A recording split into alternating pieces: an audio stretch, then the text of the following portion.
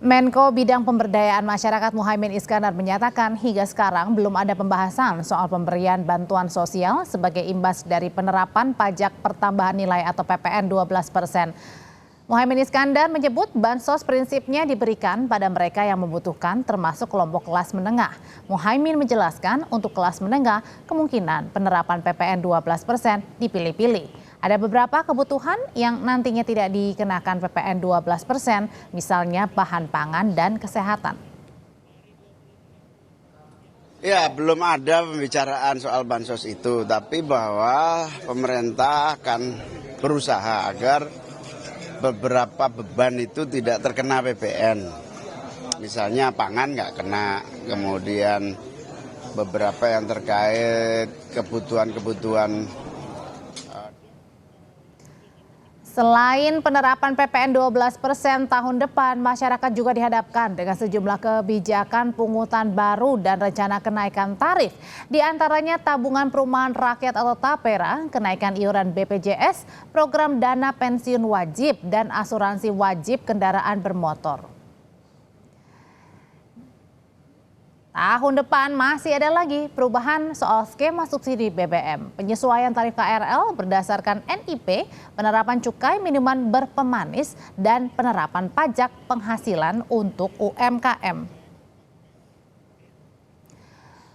Lalu barang apa saja yang terkena PPN 12% sesuai dengan Undang-Undang PPN nomor 42 tahun 2009. Ini ada beberapa barang yang dikenai PPN 12%, yaitu ada barang kena pajak berwujud, antara lain barang elektronik, pakaian, barang fashion lainnya. Ada juga tanah, bangunan, perabotan rumah tangga, makanan olahan kemasan, dan kendaraan.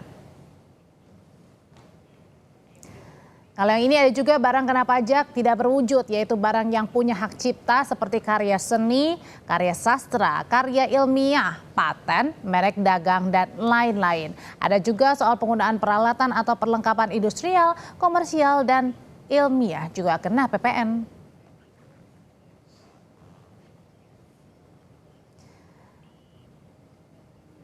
Berdasarkan perkiraan Indef, jika pemerintah akan menerapkan tarif PPN 12% di tahun depan dan ditambah dengan berbagai iuran juga pungutan, laju pertumbuhan ekonomi Indonesia akan menurun. Selain pertumbuhan ekonomi, dampak lainnya adalah soal konsumsi. Rumah tangga turun 0,26%. Sedangkan untuk indeks harga konsumen atau inflasi akan naik sekitar 0,97%.